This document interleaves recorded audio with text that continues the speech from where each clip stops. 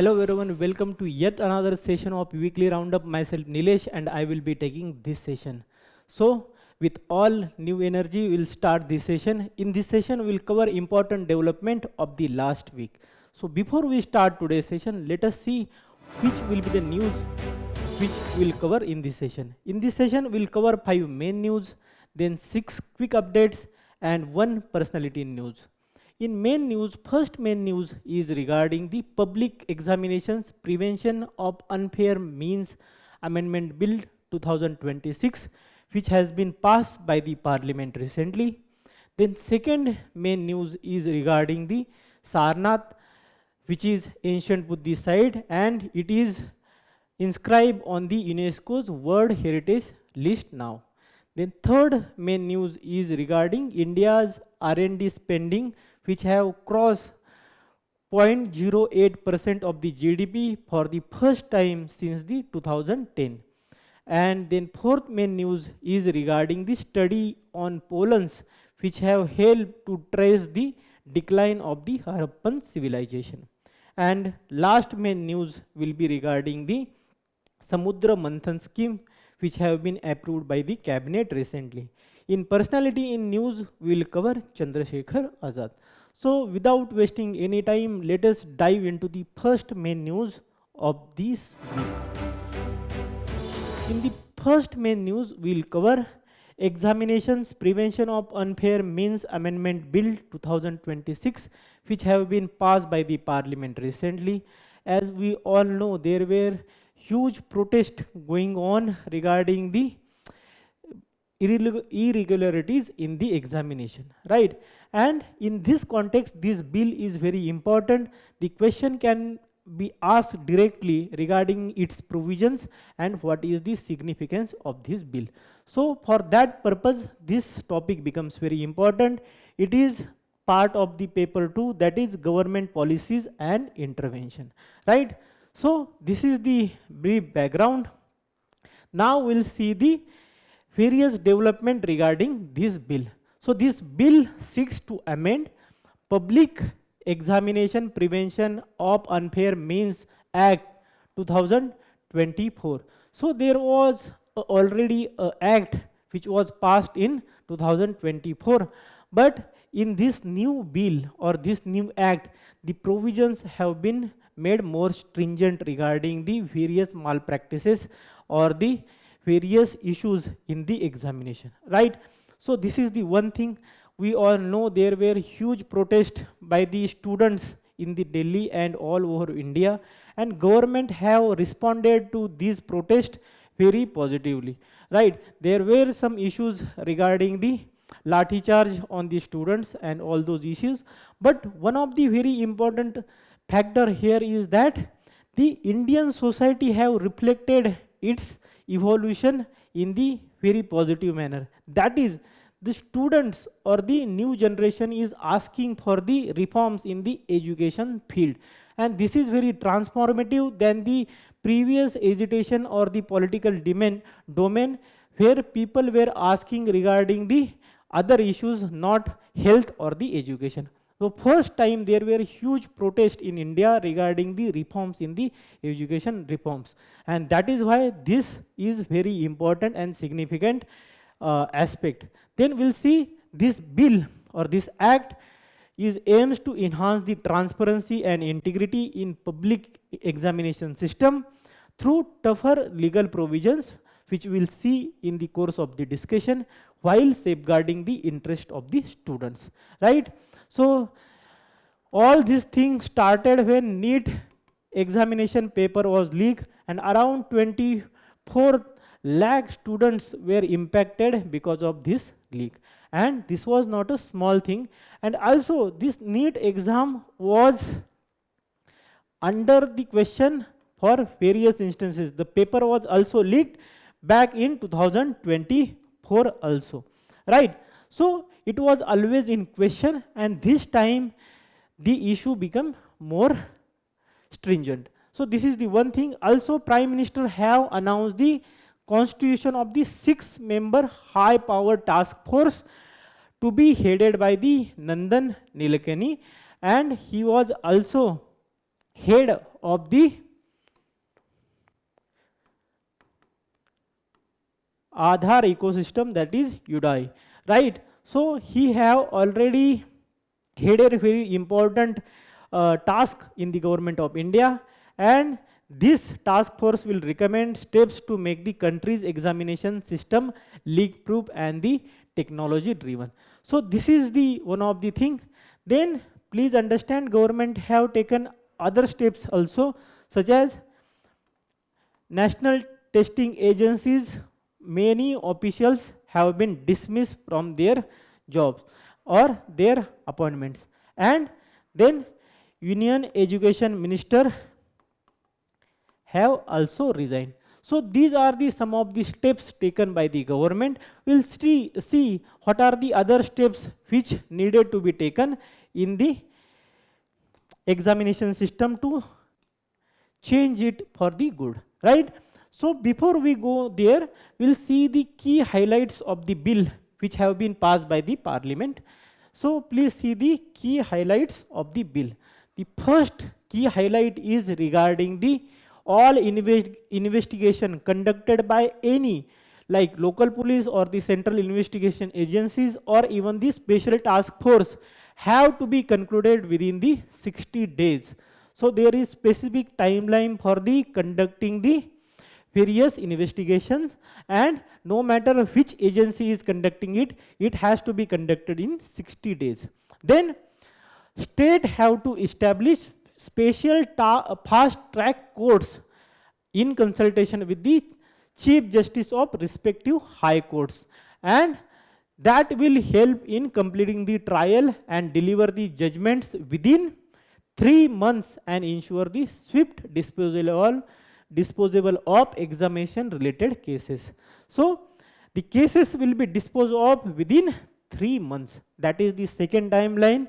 Then state and UTs are mandated to appoint special public prosecutors under the Bharatiya Nagrik Suraksha Sanhita BNSS 2023 to handle the trials exclusively.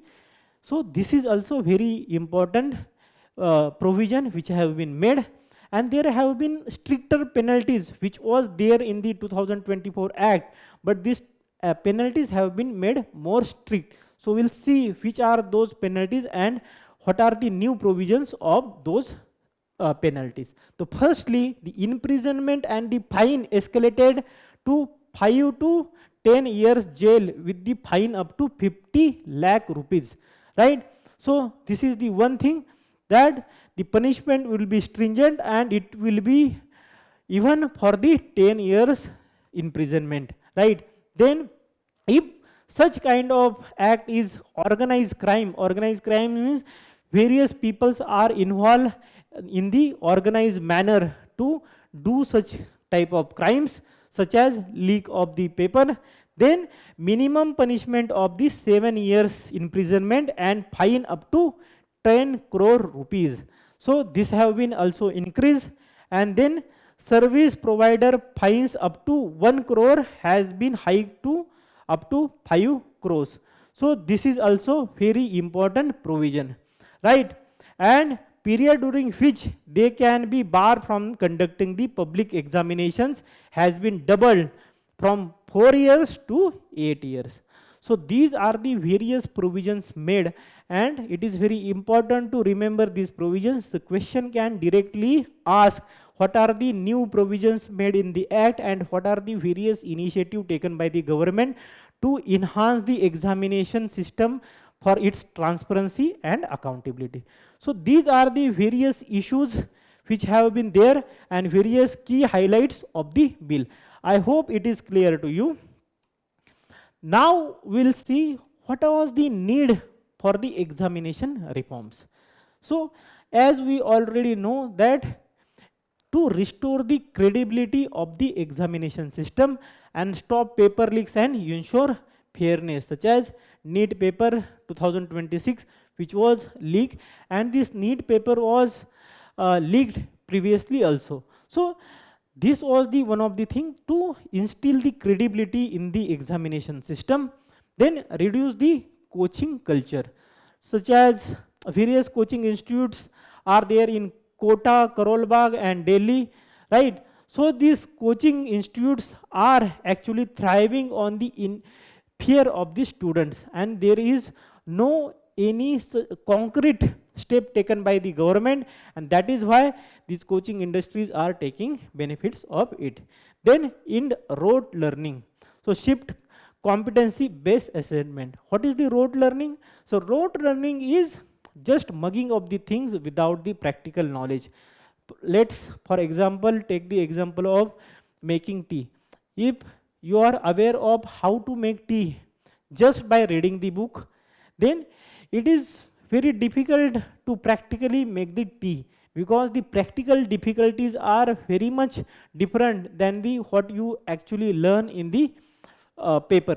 So this is the thing, that you have to have the practical knowledge also with the theoretical knowledge, and that is why just rote learning is not very helpful.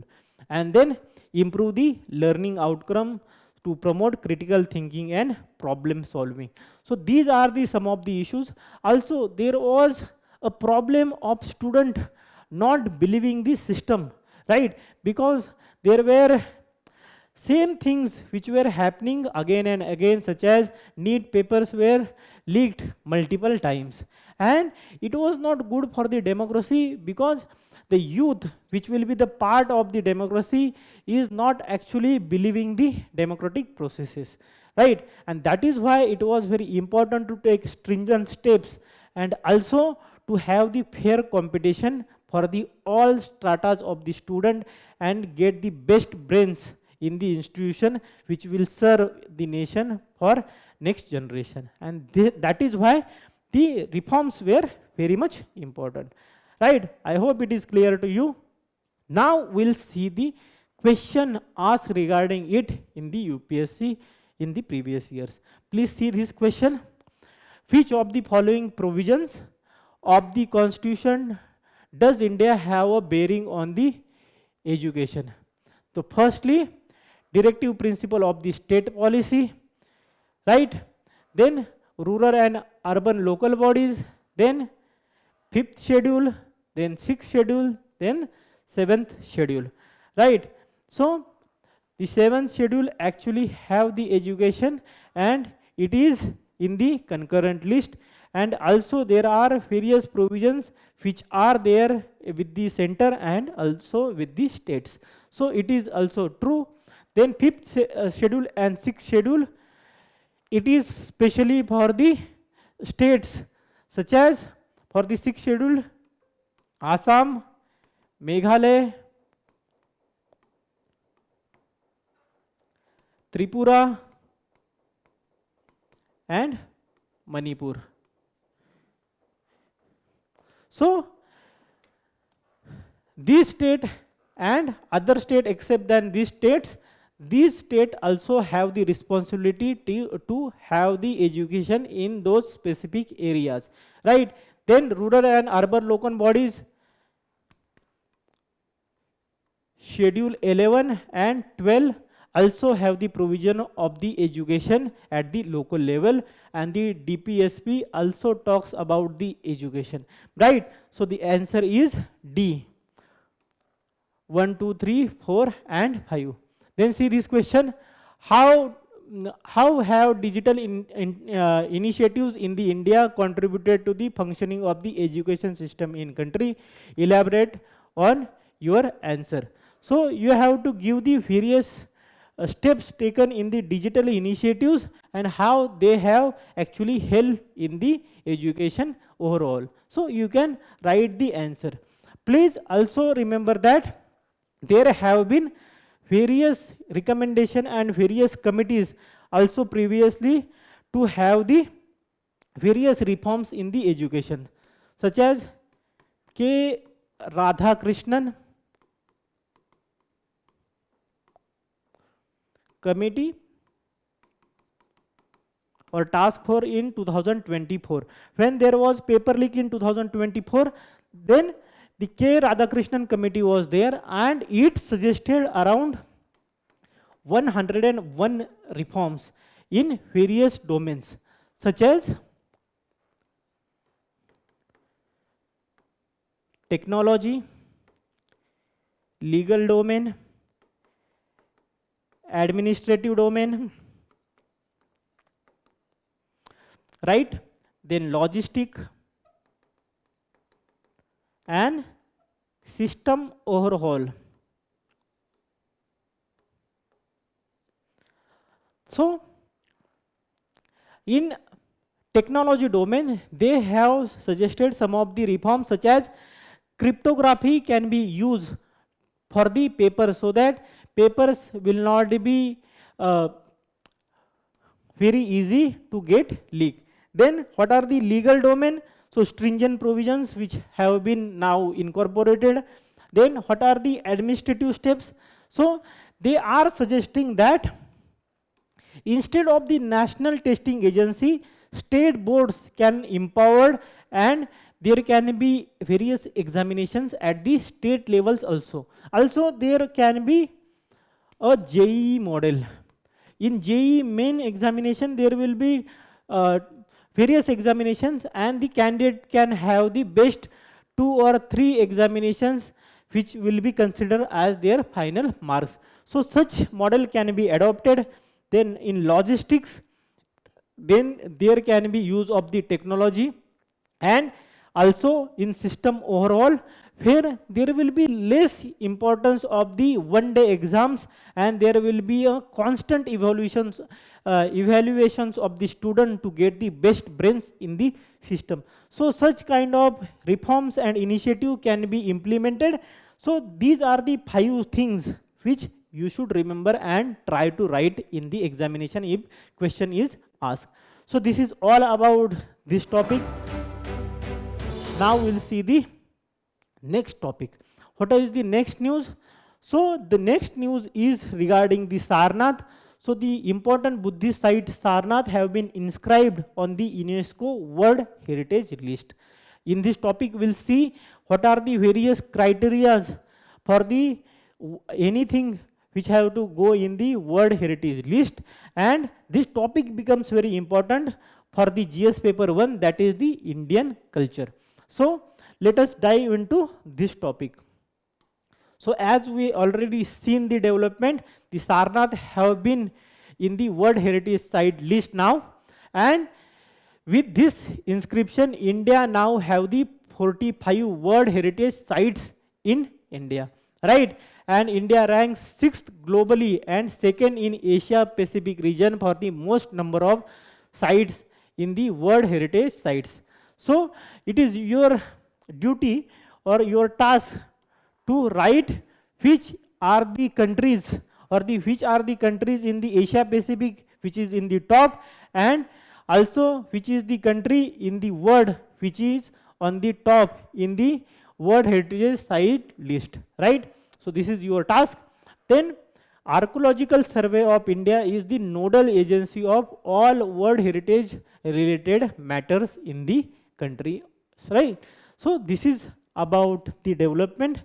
Now we'll see regarding the Sarnath, right? So as we already know, the Sarnath is very important Buddhist site, and it is located near the Varanasi, Uttar Pradesh, right? Then what were its ancient names? So its ancient name is Rishipatna or Ishipatna. And what is the meaning of Rishipatna or the Ishipatna? So Rishipatna or Ishipatna means the sages or the rishis. Where rishis and sages reside is the Rishipatna and Ishipatna. So this is the name for the Sarnath. Then Mrigadava, where Mrig means deers. So deer parks, where deers are there or the deers are roaming freely. So such area, and this was the area of the ancient Sarnath, right? And inscribed serial property comprises 2 component parts. And which are these 2 components? The first component is Chaukhandi Stupa, and second component is archaeological remains of the Sarnath. And which are those archaeological remains? So Damhek Stupa, then Dharmarajika Stupa, then Mulagand Gakuti Vihara, and then Ashokan Pillar. And please remember that the Ashokan lion capital excavated between the 1904 and 1906 was later declared national emblem of India, and this was excavated in the Sarnath, and that is why this is very important site, right? Then what is the significance? So Buddha visited in the 6th century BC and delivered his first sermon known as turning of the wheel of the law, Dharma Chakra Pravartana, an event regarded as the beginning of the spread of the Buddhist teaching. So there were the 5 students of his, and he gave the first sermon in the Sarnath, right? So there are various places in the Buddhist philosophy or the life of Buddha which are very important, such as Lumbini, then Kushinagara, then Bodh Gaya. So Lumbini is the place where Buddha was born, right? Then Bodh Gaya is the place where Buddha attained the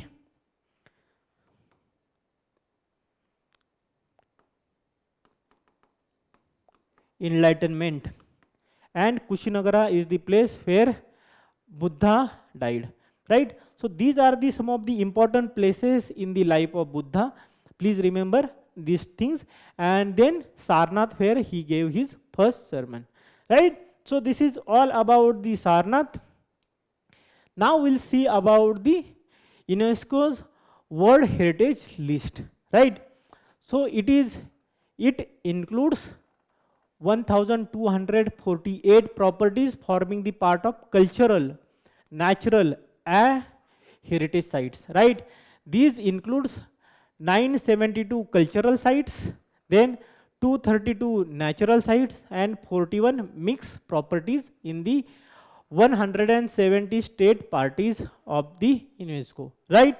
Then UNESCO's member countries adopted World Heritage Convention in 1972, and as of 2024, 196 states parties have ratified this convention, and India have ratified this convention in 1977. So these sites and their number are not very important, but please keep in your mind that total sites are around 1248, right? So this is all about the UNESCO World Heritage List. Now we'll see various criteria of the selection of the World Heritage sites, right? The question was asked previously, and that is why we are seeing this. To be included in the World Heritage List, site must be of outstanding universal value and meet at least 1 out of 10 selection criteria, right? Then only countries that have signed the World Heritage Convention can submit the nominations proposals for the site on their territory to be considered for the inclusion. So only member countries which have signed the convention can actually send the nomination, right? Then nominated site is independently evaluated by the International Council on Monuments and Sites and IUCN for the natural sites, and then final decision on its inscription is made by the World Heritage Committee, and India have become the member of the committee for the period 2021 to 2025. So this is about the selection criteria of the World Heritage sites, right? I hope it is clear to you. Now we'll see the previous year question asked in this regard. Please see this question. Consider the following properties included in the World Heritage List released by the UNESCO 2024. This question was asked. And Shantiniketan, Rani Ki Vav, then sacred emblems of the Hoysalas, and Mahabodhi temple complex at the Bodh Gaya. how many of the above properties were included in the 2023? Please, when you are solving the question, read question carefully. If you miss the year 2023, you might give the answer all four, but this is the answer is particularly asking regarding the properties were included in 2023, and the answer is only 2, right? So Shanti Niketan was included, and then sacred emblems of the Hoysalas were included. But please remember that the list actually include all the 4 sites from the India, but it is asking regarding the sites which were included in the 2023. Now your task is to write when Rani Ki Vav and when Mahabodhi temple complex was included in the site. So please give the years of these 2 sites which when they were included in the list, right? This is your task. Then see this question. Safeguarding the Indian art heritage is the need of the moment. Discuss. So why it is important to safeguard the Indian art heritage? So firstly, it is a piece of art. Then it is part of culture. Then it also gives the reflection on the society, science, metallurgy of the time. So you can write various points.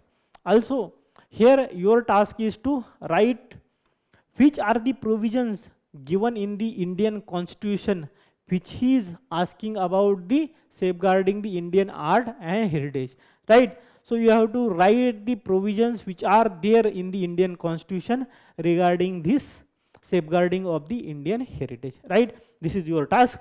Now we'll see the next question or the next main article of the week. The next main article of the week is regarding India's research and development spending have crossed 0.08% of the GDP, and it is the small number, but this development is very important because the comparatively the GDP is also increasing, and also percentage in the research and development is increasing, though it is very minuscule as compared to the other advanced economies, but the development is very welcoming nonetheless, right? And this is important for the GS paper 3, that is mobilization of the various resources, right? So let us see the development in this regard. So the development is that research and development statistic 2025-2026 report of the Department of the Science and Technology has highlighted a consistent rise in the India's gross expenditure on the research and development, GERD, and we'll see what are the various causes for increase in this share, and we also will see what is important, right? So this is the development. Now we'll see the key highlights of the report, or what report is talking about. So the first point it is talking about is that the increasing the research and development funding from 1.3 lakh crore rupees, or the 0.66% of the GDP in 2019-20, it have now increased to 2.45 lakh crore rupees, or the 0.84% of the GDP in 2023-2024. And when you are writing the answer, you can give such kind of data to substantiate your point. This data is important as compared to the other data which can be trivial, but this data you can quote to strengthen your point, right? Then private sector is leading, and the share of the private sector in the R&D expenditure have increased from 33% to 51%, overtaking the government in the 2023-2024.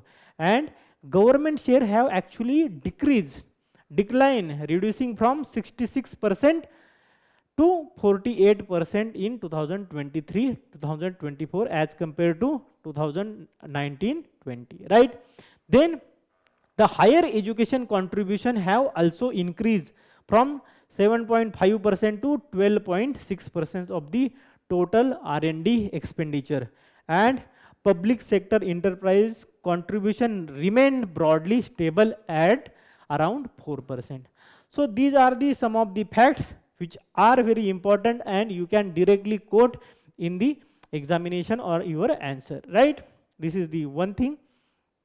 Now we'll see what are the various challenges in India's R&D ecosystem.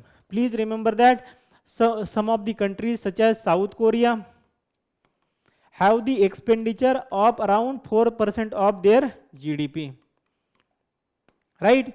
China also have the R&D expenditure around 2.7% of the GDP. Compared to that, India's spending is very minuscule, but the welcome thing is that the share have increased in the last 3-4 years. So this is the one of the thing. But what are the challenges in this thing? The first challenge is limited research commercialization, and because there is lack of commercialization, the funding is limited, and low conversion of research into patent products and globally competitive technology, and that is why various private sector entities are very restrained regarding spending on the research and development. Then second, weak industry academia linkages. In other countries there are a broad industry academia linkages, and the industry actually spend a lot of money in the research and development in academics, and they get benefited from that. But in India, we have the weak industry academia linkages, and inadequate collaboration hampers the technology transfer and innovation. Right? This is the second point. Then regional imbalances. So R&D infrastructure and investment remain concentrated in few states and institutions, right? So mega cities, metro cities, where this R&D actually is concentrated, and various tier 2, tier 3 cities, and also various states which are economically backward, the R&D development or the R&D infrastructure is very limited there, and also R&D spending is very limited in such areas. That is also one of the thing. Then low global competitiveness. So India's R&D spending remains well below leading innovation economies such as South Korea and Israel. I have already given you the data regarding the South Korea or the China, right? Then the fifth point is research talent gap, and what it means, that shortage of quality researchers and the continued brain drain. The first thing is quality research. In many times what happens, that government is actually giving funding to the person who are doing the PhD, but many times these PhDs are not taken seriously by the candidates, and their research are very substandard. This is the one thing. And when they have the good research, and when they actually have the very honest research and PhD, so such people actually go outside, such as in USA or the Western countries. So there is the issue of the brain drain also. And then last point is low high-tech manufacturing linkages, such as limited integration of R&D with the advanced manufacturing and global value chain.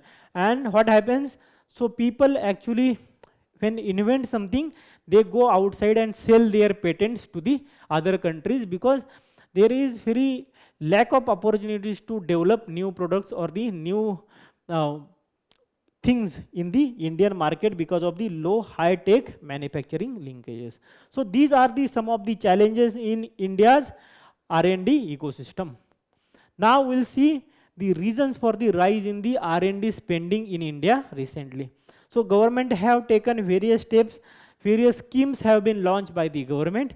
So it is very important to understand Firstly, policy push for the innovation, and please see various policies such as geospatial policy of 2022, space policy of 2023, then bio E3 policy of 2024 encourage greater private participation, right? This is the one thing, and because these policies actually having the impetus for the R&D, so R&D spending is increasing. Then enhance institutional and financial support, such as establishment of Anusandhan National Research Foundation and 1 lakh crore research development and innovation fund, which has been launched by the government recently.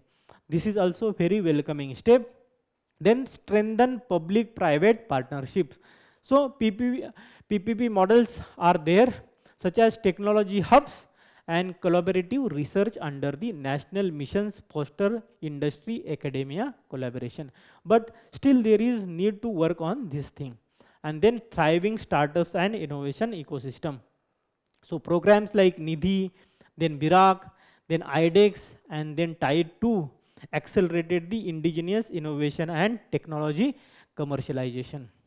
And lastly, focus on strategic emerging technologies, such as increased emphasis on the quantum technologies, then semiconductors, then cyber physical systems, biotechnology and deep tech innovation, boosted R&D, particularly industrial revolution 4.0, right? So these are the various reasons. These are actually increasing the funding or spending in the R&D in the India, right? So these are the points. Now we'll see the question asked regarding it. Please see this question. Which of the following statements are true regarding the National Innovation Foundation India, NIF? This question was asked in 2015. The NIF is autonomous body of the Department of Science and the Technology under the central government. This statement is true. And NIF is initiative to strengthen the highly advanced science research in India's premier scientific institutions in collaboration with highly advanced foreign scientific institutions. So it is for the grassroots, right? So this statement is wrong. The answer is only one, right? So this is the question which was asked, but question can be asked regarding the R&D ecosystem in India. Please see the mains question asked regarding it. What are the research and development achievements in applied biotechnology? How will these achievements help uplift the various poor sections of the society? So what are the various biotechnology initiatives or the developments which comes to your mind? Firstly, GM crops, right? Then biosimilars,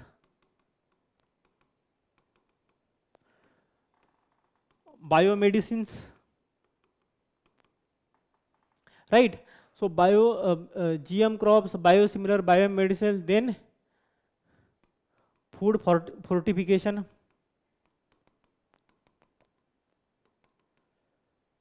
then biofertilizers, right? So such are the various initiatives you can quote here. Also, there are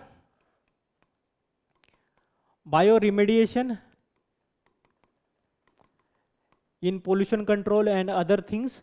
So you can write various things and how these are actually helping poorer sections, such as GM crops, food fortification is actually helping farmers. Then biosimilars and biomedicines are actually helping poor to get the accessible medicines, right? So these are the various initiatives you can write, and then you can also write how these are actually helping the poorer sections of the society, right? I hope it is clear to you.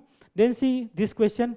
Scientific research in Indian universities is declining because of the career in the science is not as attractive as are business professions, engineering or the administration, and the universities are becoming the consumer oriented critically comment. So this is your assignment. Please try to write the answer regarding this question, right? So this is all about this development. Now we'll see the next news of this week. And the next news of this week is related to the study on the Pollens, which have helped trace the decline of the Harappan civilization. So the India's culture is all inspired from the Harappan civilization. It is said that India have the continuous civilization, or the Indian civilization is continuous and it was never disappeared. And its roots are from the Harappan civilization. And there were various people, or the various historians and the hydrologists and or other scientists, who have given various theories why Harappan civilization diminished or the declined with the over period of time. And such one of the evidence is coming from the study of the Pollens, which are actually helping us to understand how this civilization may have declined. And this is very important for GS paper 1, that is ancient India. Please remember that the question have been asked regarding the Harappan civilization in the GS paper 1, and it is very favorite topic of the history optional examiners, and the question have been repeatedly asked regarding the decline of the Harappan civilization. It is probable that the question can be asked in the GS1 paper also, right? So we'll see how and which are the various theories which give us understanding of how this civilization declined and what was the importance of the Harappan civilization in toto, right? So the development, as we already saw, the researchers from the Birbal Sahani Institute of Paleosciences analyzed the pollen preserved in the sediments from the Devriya Tal, Garhwal Himalayas to reconstruct the past vegetation dynamics in the Harappan civilization, right? Then this Birbal Sahani Institute of Paleosciences is an autonomous institute of Department of Science and Technology. Please remember that this is the institute which is autonomous and it is under the Department of Science and Technology and not under the Cultural Ministry, and that is why it becomes very important. Now we'll see the key findings given by the Birbal Sahani Institute. The firstly, they are saying that shrinkage of the Harappan civilization. Populations gradually migrated from the Indus, Ghaggar and Hakra region to the Ganga plains in the search of the reliable water and the fertile land, right? So there is one of the argument that because of the climate change, the region around the Indus Valley or the Indus region became arid or not very helpful for the agriculture and other activities, and that is why people actually migrated from the northwest side of modern India to the Ganga Yamuna basins of the day, right? That is the one thing. Then reasons of the shrinkages, so weakening of the Indian summer monsoon causing the prolonged drought and reduced river flows in the Indus region. So these are the key findings they have given. It is analogous with the climate change theory proposed by the various historians, right? We'll see those theories in the course of the discussion. Now we'll see the various important facts about the Harappan civilization. So it spans across 2000 sites in India, Pakistan and Afghanistan, and most sites are located between the Indus and Saraswati river basins. This is the one thing. Please remember that the extent of the Harappan civilization was around 1.3 million square kilometers, and today's modern India's extent is around 3.28 million square kilometer. So please understand the huge area which was covered under the Harappan civilization. It was around the 1/3 of the area of the India or more than that, and such a huge civilization could not be extinguished or the decline due to the single factor. This is the one thing. Then there are five major cities which were there. Those were Rakhigadi, then Dholvira in India, then Mohenjo-daro, Harappa, and Ganveriwala in the Pakistan, right? Then extent of civilization. So Daimabad in the Maharashtra, southernmost, to the Alamgirpur in the UP, easternmost, and Sutka Gandor in the Pakistan, westernmost, and the Manda in the Jammu, northernmost. And then classification. So it is classified in the three phases majorly. The first is the early phase, around 6000 BC to the 2600 BC. It is called as early Harappan phase. Then mature phase, that is between the 2600 BC to the 1900 BC, and then late phase which start around 1900 BC till 1300 BC, right? So Harappan civilization is classified into these three phases, and the mature phase is actually which we actually study as a Harappan civilization. But these are the phases which are also very important in the Harappan civilization's development. So here it was various cultures such as Ganeshan culture or the another cultures, and these cultures actually evolved and got developed into secondary and tertiary activities, and in toto it became the mature civilization or the Harappan civilization which we all know. And after the disintegration or the decline of this phase, there was the late phase where again there were various cultures got evolved in the various areas around the Harappan civilization area, right? So this is about it. Now we'll see the theories of the decline of the Harappan civilization. And there are various theories, but we'll see the important one. The first is the floods. So this Ricus hypothesis. So Ricus was the hydrologist, and he gave this theory, and he said that catastrophic floods damaged the Harappan cities, contributing to the decline of the Harappan centers. And why he is saying that? Because when historians were studying the various important sites of the Harappa, such as Mohenjo-daro, so there are evidences of the seven types of floods or the 7 floods in the various timelines. And they were thinking that there were rapid increase of the floods, or there were a frequency of floods which increased, and that is why people actually left these cities. That is the one thing. But please understand that not all the cities of the Harappan civilization were on the particular rivers. So it is not true for all the cities, right? This is the one thing. Then shift in the river courses. This is the another thing. So changes in the river courses and the drying of the Indus system. This is given by the S.T. Lambrick. So Lambrick says that the river courses have changed. So please understand, if this is the river and this is the civilization and this is the city, for example Mohenjo-daro, and what happens if the river changes its path, and what happens? The city now will have the water source which is too far from the habitation, and then obviously people will leave that. Because, and why rivers will change their courses? Because of the huge sedimentation, river will change the course in the mature phase or the last phase of their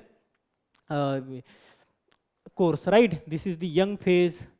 You might have studied it in the geography, right? So this is also one of the reason, and the changes in the climate and the droughts also increase, and that is maybe the one of the reason. Then changes in the river courses and the drying of the Ghaggar Hakra systems. It is given by the D.P. Agarwal and the Sood. So they are saying that this important Ghaggar Hakra system, which was actually dried, and that may also have the cause of the decline of the civilization. Then Aryan invasion, which is given by the Mortimer, and he says that the early scholars suggested the invading the Aryans destroyed the Harappan cities. But this argument is largely debunked by the various historians, because the period of the Aryan invasion and the decline of the Harappan cities is not actually matching, right? Till the advent of the Aryan invasion, the Harappan civilization was largely declined, right? And that is why it is not that much reliable. And then ecological degradation.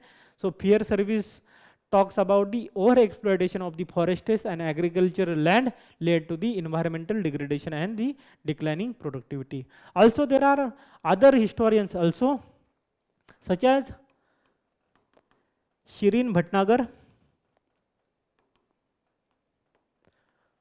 who died recently, and very important historian in the Harappan civilizational studies, and she gave the concept of the decline of trade. So her concept is that the decline of the secondary and tertiary activities because of the impact of the Mesopotamia and other civilizations, those civilizations actually decline, and that is why the secondary and tertiary activities decline, and that is why there were no purpose or the very less importance for the tertiary and the secondary activities, and that is why this civilization declined. Also, there are some of the historians who talks about the earthquakes, right? So this is also one of the theory, but very important theory is by the D.P. Agarwal, who is saying that the climate change was the main reason. But please understand, the civilization was such a huge area, so there cannot be one reason, where there can be a multiple reasons, right? So your balanced answer will be can be a multiple reasons, but some of the probable reasons were all those things, right? So you can write such kind of answer, right? Now we'll see the question related to this. Which of the following animals was not represented in the seals and the terracotta art of the Harappan sculpture? The answer is cow. Cow was not represented. Bull was represented, but cow was not represented, right? So the answer is cow.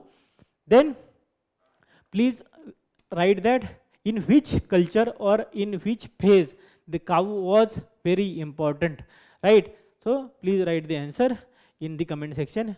Then see this question: which one of the following Harappan sites is known for the elaborate water management system featuring a series of dams and reservoirs, right? Please write the answer in the comment section. I will give you one hint.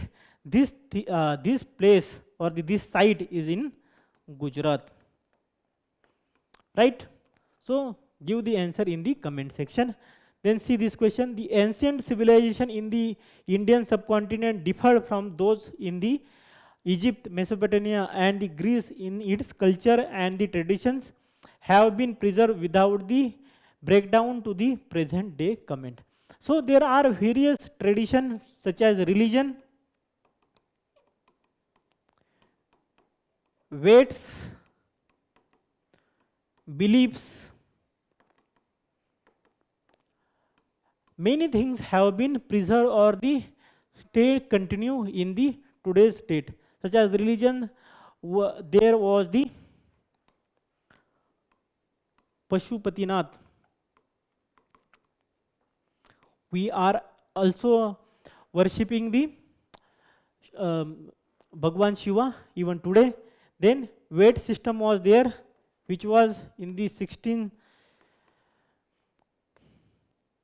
multiple of 16. We were using that weight system till today. And then there are beliefs such as we also worship snakes, then bull and all those things. So beliefs have been also transmitted over the period of time, right? So these are the some of the things. And then the food habits were also identical and all those things. So you can write the answer. This was not the case with the Egypt, Mesopotamia and the Greece civilization, right? So you can write the answer on this basis. Now we'll see the next main news of the day. And the next main news of the day is regarding the Samudra Manthan scheme. This scheme is very important for the GS paper 2, that is government schemes, and also for the GS paper 3, that is the industrial development. Right? Now we'll see what is the development. So the Union Cabinet have approved the Samudra Manthan scheme, the National Offshore Exploration Scheme for the implementation up to financial year 2031, and we'll see what is the importance of the scheme. The firstly, need of the oil and gas, and it's dependent on the import. So India, around 88% of the crude oil is imported from the outside, and only 11% crude oil is produced in India. Then around 50% of the natural gas is imported from the outside. That is the one thing. And offshore basins hold around 31% of the India's crude and natural gas. And the exploration can actually help to boost the India's energy security. This is the one thing. And particularly when this Strait of Hormuz was closed and India's energy security was hampered, in this scenario, it is very important that we actually focus on the India's offshore reserves to reduce the dependence on the import of the energy sources in the India. Then deep water and ultra deep water basins such as Krishna, Godavari, then Kaveri, Mahanadi and the Andaman regions offer immense untapped deep water resources. This is the one thing. Then renewable energy also there. Offshore wind have the potential of 71 gigawatt of energy, mainly of the coast of the Gujarat and Tamil Nadu. Then Tamil Nadu and Gujarat is very important for the offshore wind potential. Then floating solar. So cumulative floating solar potential exceed 100 gigawatt in the India, and that is why this scheme is very important for the India's energy security and the economic development. Right? Now we'll see the key highlights of the scheme. Please remember that this is the central sector scheme.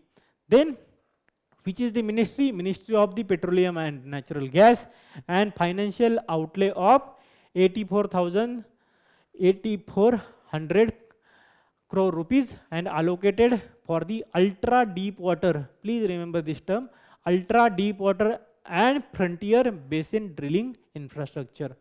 Then energy security, target 600 metric tons of the oil equivalent in hydrocarbon reserves, right? Then it is have the infrastructure component. So establishes an oil and gas manufacturing and services zone for the indigenous production, and then seismic surveys will be conducted focused on 3D seismic data acquisition to mitigate the exploration risk, right? So this is about the key highlights of the scheme. And such as Samudra Manthan scheme, there are other initiatives also by the government of India. And which are those other initiatives? Hydrocarbon exploration and licensing policy help, and open acreage license policy OALP introduce an investor friendly revenue sharing model and open acreage licensing. Then there is Petroleum and Natural Gas Rules 2025, and it is talking about unified 30 years of the petroleum lease permitting the renewable energy integration. Then deep ocean missions, advances deep sea exploration highlighted by the Matsya 6000 human submersible, and national data repository. So geoscientific data repository for the investors, so that they can take the various initiatives or take the steps according to the available data of the natural resources. Then national seismic program, and this initiative is for the baseline seismic surveys for the appraised basin, right? So these are the other initiatives taken by the government of India, right? Now we'll see the question asked related to it. Please see this question. With reference to the United Nations Convention on the Law of Sea, consider the following statement. A coastal state has the right to establish the breadth of its territorial sea up to limit not exceeding the 12 nautical miles measured from the baseline determined in the accordance with the convention. This is the correct statement. Then ships of the all state, whether coastal or non-landlocked, enjoy the right of innocent passage through the territorial sea. This is also correct. Then the exclusive zone, economic zone shall not extend beyond the 200 nautical miles from the baseline from which the breadth of the territorial sea is measured. This is also correct. And answer is D, 1A, 1, 2 and 3. Right? So this is about the question related to Samudra Manthan scheme. Now we'll see the personality in news of this week. The personality in news is the Chandrasekhar Azad. And why Chandrasekhar Azad is in news? Because Prime Minister paid the homage to the Chandrasekhar Azad on his birth anniversary. So his birth anniversary was in the previous week, but he is very important freedom fighter, and that is why we are covering him right now, right? And we'll see about the important aspect and the various contribution of the Chandrasekhar Azad. So he was born on July 23, 1906 in Bhaura village of Madhya Pradesh. So he was born in Madhya Pradesh and became known as the Azad, and Azad means free, after his arrest during the non-cooperation movement in 1921. So please remember that Azad participated in the non-cooperation movement. Very important fact, because question can be asked and student may not guess it because he was the revolutionary, right? But he actually participated in the non-cooperation movement in the early days. Then what is his revolutionary activities? So he participated in Kakori train robbery on 9th August 1925. Then he joined Hindustan Republican Association HRA with the Ram Prasad Bismil. Then he reorganized it into the HSRA and reorganized HRA and renamed it as the Hindustan Socialist Republican Association. And then assassination of the Sonder. So seeking the revenge of the death of the Lala Lajpat Rai following the police lathi charge, Azad plotted a assassinate plot. Police Superintendent James Scott. However, James Scott did not die. A case of mistaken identity led them to kill the John P. Saunders, right? So they actually wanted to kill the James Scott, but by mistake they killed the Saunders. And on 27th February 1931, Azad was surrounded by the police at the Alfred Park, Allahabad, Prayagraj, where he shot himself before surrendering to the police, right? So this is the personality in news for this week. Now we'll see the quick updates of this week. So first quick update of this week is Danvir. And what is the Danvir? So the Ministry of Panchayati Raj have launched the Danvir, developed in the collaboration with the National Informatics Center, NIC and DG HAT. So please remember that the Danvir is a technology-enabled citizen participation platform that enables voluntary contribution to strengthen the digital infrastructure for the Gram Panchayat. And please remember, this is by the Ministry of the Panchayati Raj. The question can be asked regarding the ministry, and it is very unlikely that you can guess it from its name, right? Then the tagline is give back to your village, and it is available via Meri Panchayat app. And Meri Panchayat app facilitates the donation of the standardized quality certified computer bundles. And this DG Heart integration provides pre-approved bundles mapped to the state specific technical specifications. And then this will also have the digital tracking. It enables end-to-end monitoring and the issues digital certificates to the donors, right? So this is about the Danveer scheme, very important, by the Ministry of Panchayati Raj. Then second quick update is regarding the telecom manufacturing zone, right? And Department of Telecommunication, DOT, of the Ministry of Communications and Government of Madhya Pradesh have signed the MOU for the establishment of the India's first telecom manufacturing zone. Please remember, this is the India's first telecom manufacturing zone. So the first in India, India's first telecom manufacturing zone to be established at Gwalior, Madhya Pradesh. Please remember this name. The question can be asked. It will be in the Gwalior, Madhya Pradesh. Then what is the objective? To strengthen the domestic telecom manufacturing under the Atmanirbhar Bharat. And what will be the ecosystem? So it will support the telecom manufacturers, MSMEs, startups, and the other value chains in the telecom sectors. So this is all about the telecom manufacturing zone, which will be set up in the Gwalior, Madhya Pradesh, and this is the first kind of such initiative, right? Then the next quick update is regarding the field medals. And what is the development? So development is that International Mathematical Union, IMU, awarded the 2026 field medals to 4 mathematicians, Yu Deong, then John Pardon, then Jacob Simerman, and the Hong Wong, right? And what are these field medals are?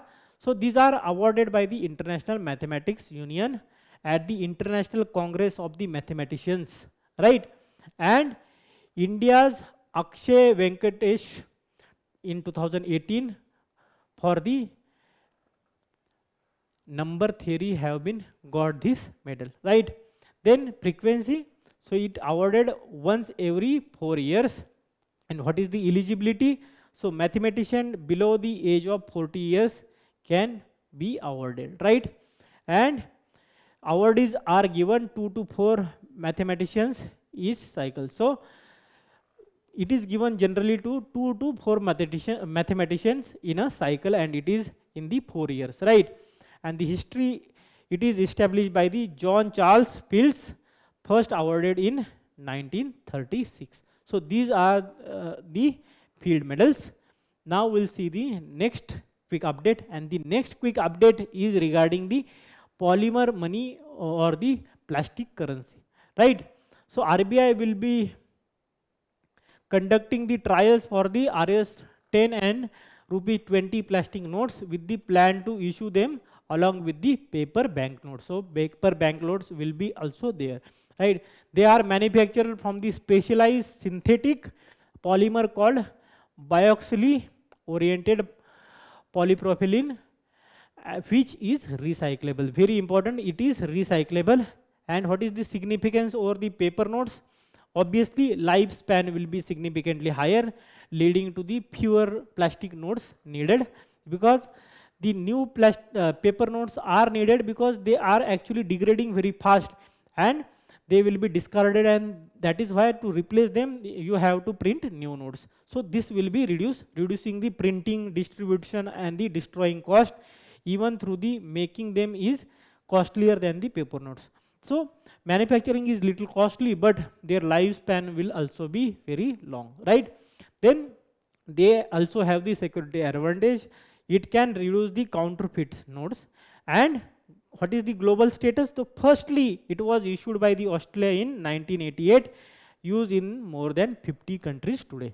So this is about the plastic currency or the polymer currency.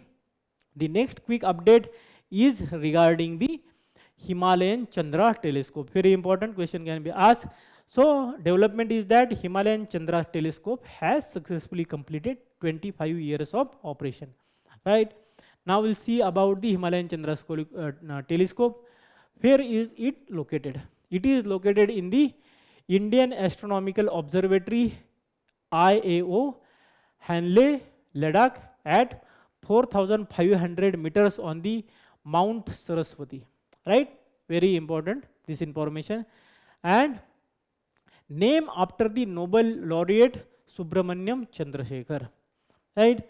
Then it is operated in the real time from the Indian Institute of Astrophysics IIA, Hosakote, Bangalore via a dedicated satellite link.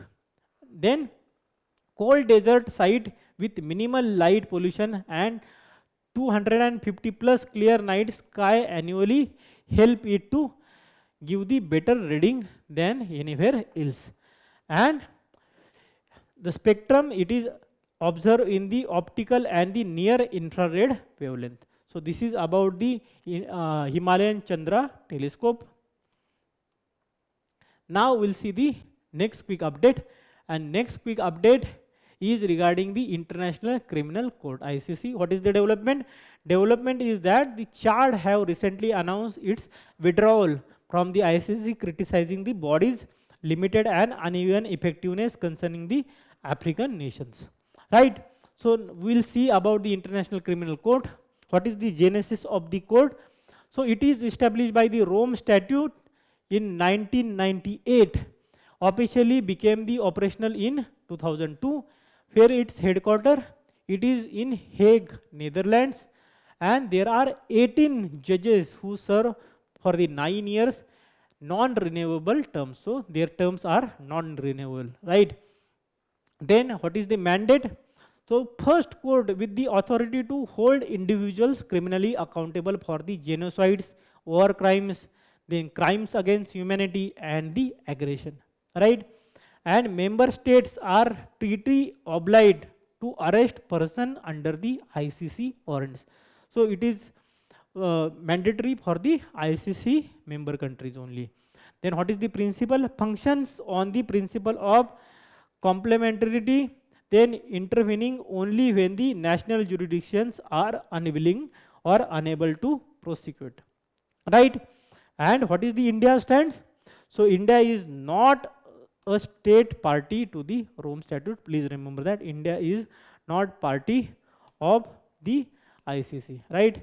So this is all about this week's weekly roundup. To read more about the current affairs, you can visit our digital current affairs portal, where you can read current affair related monthly magazine, then daily news, and also important documents such as Mains 365, PT 365, and another things such as you can also solve the quizzes related to the current affairs. So with this, I end this session. I hope very best for the preparation, and have a good day.